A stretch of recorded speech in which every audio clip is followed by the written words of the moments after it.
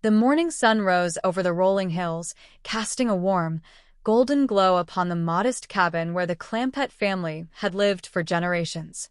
It was a place of simple pleasures, where the air was always fresh and the whispering wind carried the scent of pine and wild earth. In this quiet corner of the world, a man named Jed Clampett spent his days tending to his family. He was an honest, hard-working mountaineer who often struggled to keep his household fed, yet his heart was as large as the sky above him. On one particular day, while out hunting in the woods to find some food for the evening meal, an extraordinary thing happened. Jed aimed his rifle at a target, but when the shot hit the ground, a strange bubble began to form, followed by a thick, dark liquid that came pouring up through the earth. It was oil, the precious black gold, often called Texas tea. Before anyone could truly grasp what had occurred, old Jed had become a millionaire. The news spread quickly through the hills, and soon all his kinfolk gathered around to offer their advice. They told him that he must move away from the old cabin, for California was the place he ought to be. With excitement in their hearts and a sense of great adventure, they loaded up their old truck with everything they owned and made the long journey to Beverly Hills, a land filled with swimming pools and movie stars. Life in the grand new mansion of Beverly Hills was vastly different from the mountains, but the family brought their rustic charm and deep love for one another along with them. On this bright afternoon, Granny was out in the garden, squinting through the sunlight with her old rifle in hand. She spotted a small creature darting through the grass and frowned. She muttered about a sneaky little vermin coming in on her blind side, refusing to let any creature disturb her small corn patch. She called out to the invisible intruder, telling it to stay right there because she was going to give it some rock salt and some bacon rind to go with its corn. Just then, a loud blast echoed through the yard.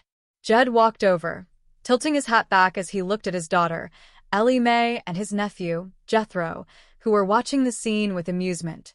Jed asked what had been shot, and Jethro replied with a grin that he had shot his hat. Jed looked puzzled and asked what for, prompting Jethro to explain that a crow had been sitting right on top of it. Jed shook his head gently and walked over to where Granny was standing. He told her that she was getting too old to be doing her own scarecrowing, warning her that her joints would lock up on her in the summer heat. He kindly offered to make a proper scarecrow for her, but Granny would hear none of it. She argued that there was not a single wooden scarecrow in the world that could shoot straight, adding that Jed himself had not done too well with his own hunting lately. Jed defended his skills, claiming he had indeed got the crow and blowed that rascal to kingdom come, leaving not even enough feathers to make an arrow. At that moment, Ellie Mae stepped forward, holding her beloved pet chimpanzee, Elmer, close to her chest. She pleaded with Granny to stop shooting near him, explaining that the loud noises were making the poor creature awful nervous. Granny scoffed and told them to get that vermin out of her sight. Jed spoke to his daughter, asking her to comfort the pet, while Granny muttered darkly about making a pie out of the animal, expressing her deep distaste for dragging dead birds and strange creatures into the house. Jed looked at the chimpanzee, remarking that it did not look very dead to him, to which Granny replied that her special rock salt was excellent for preserving things. While they were debating, Jethro came walking out of the house, holding his head and complaining that somebody had shot right through his bedroom window. He showed them a spot on his jacket, calling it the worst case of dander he had ever seen. Granny inspected it and noted that it was merely rock salt and a piece of bacon rind. Jethro lamented that such a remedy would never cure his discomfort, suggesting that he might have to dip his whole head in hot creosote just to feel better. Jed tried to calm the young man down, telling him to relax, and then turned his attention back to Granny, suggesting that she go out and look after her corn crop instead of worrying. Granny sighed deeply, asking what the use was when nobody could grow anything around this place anymore, what with all the crybabies, the crows, and the bats. Jed pointed out that they did not have any bats in Beverly Hills, but Granny quickly retorted, asking about the old bat living next door, referring to their neighbor, Miss Drysdale, who called the police every single time they tried to do something to improve the estate, such as raising hogs, keeping chickens, or running a few goats. Jed gently reminded Granny that she could not fault Miss Drysdale for her reactions, explaining that they had to remember they were living in the grand city now. Granny threw her hands up, questioning if this environment could truly be called living, declaring that she felt buried in the city and was getting thoroughly tired of the crowded streets and restrictive rules. Jed listened to her complaints with deep empathy. He nodded and asked her if she would prefer to live out in the real country again, a place where folks could breathe fresh air, raise their own crops, and shoot off a gun whenever they pleased. Granny's eyes lit up with joy, and she agreed wholeheartedly. Once Granny had walked away to tend to her plants, Jed turned to Jethro and Ellie Mae with a warm smile. He told them that he had a first-rate idea, reminding them that Granny's birthday was coming up very soon. Jethro nodded excitedly, and Jed explained his plan to make her a brand new scarecrow for her corn patch, as well as a great big old cedar chest, knowing how she had always talked about needing one to store her precious belongings. Jethro thought it was a dandy present, and he eagerly asked what Jed was going to give her as the main surprise. Jed revealed that he intended to buy her a piece of ground, a nice plot out in the real country where she could plant all the greens her heart desired. Jethro cheered, calling it a hot dog of an idea, and immediately volunteered to call Mr. Drysdale at the bank to arrange the purchase. However, Jethro remembered something and interrupted, telling his uncle that there was no need to involve the bank because he had seen some beautiful land for sale just the previous day. He described a great big sign alongside the road out in the country that invited people to buy their loved ones a plot in a place called Happy Valley. Ellie Mae thought the name Happy Valley sounded wonderful, like a beautiful and fun spot for a celebration.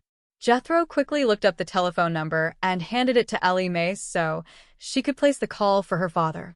Jed reminded them both to keep it an absolute secret from Granny, as he wanted the entire event to be a magnificent surprise. Within moments, the telephone rang in the office of Happy Valley, where a man named Mr. Mortimer answered, introducing himself to the callers. Ellie Mae handed the receiver to Jed, who greeted the man warmly, explaining that he was Jed Clampett and that he wished to purchase a nice, spacious plot of ground for Granny.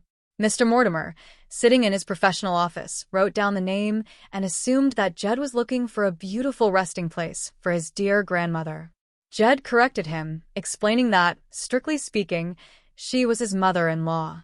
Mr. Mortimer, misunderstanding the nature of the request based on the typical business of Happy Valley, immediately thought Jed was looking for something inexpensive. Jed quickly clarified that money was absolutely no object and that he wanted the absolute best plot available, provided the land was located out in the beautiful country pasture.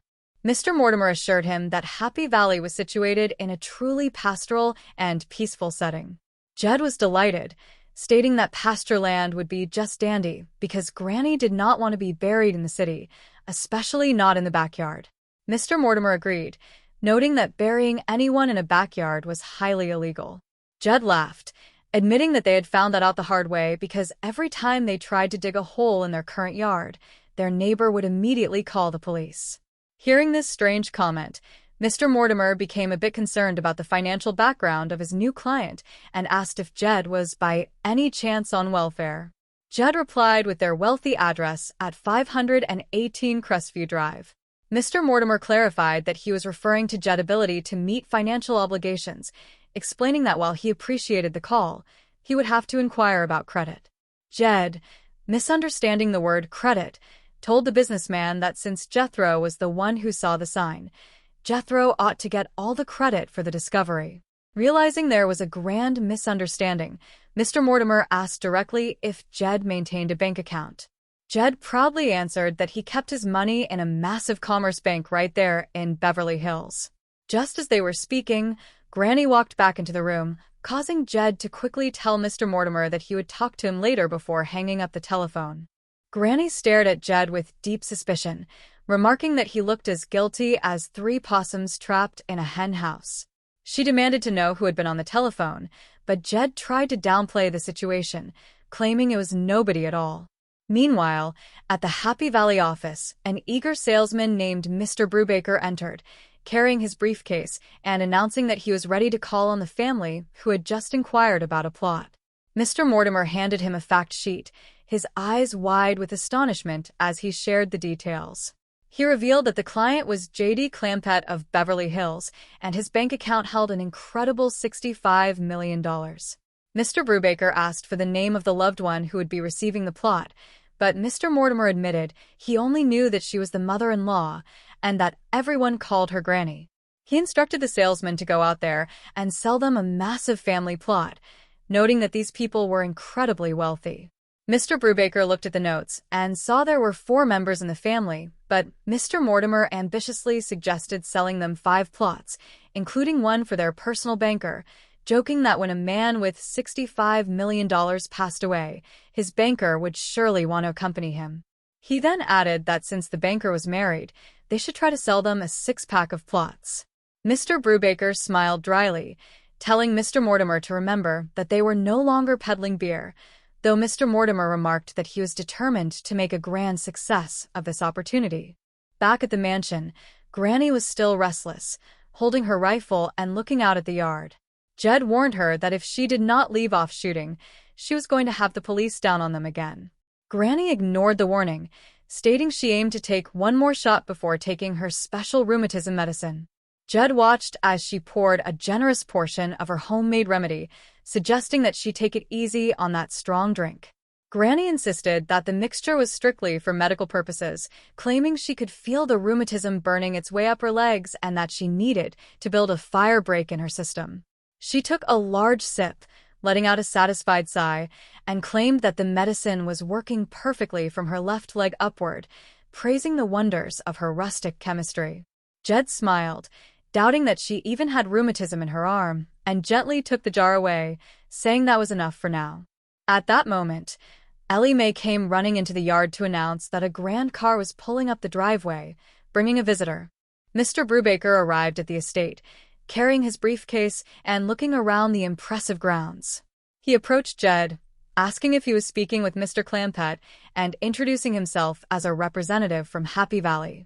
Jed welcomed him warmly, assuming the man was there to finalize the purchase of the country land for Granny.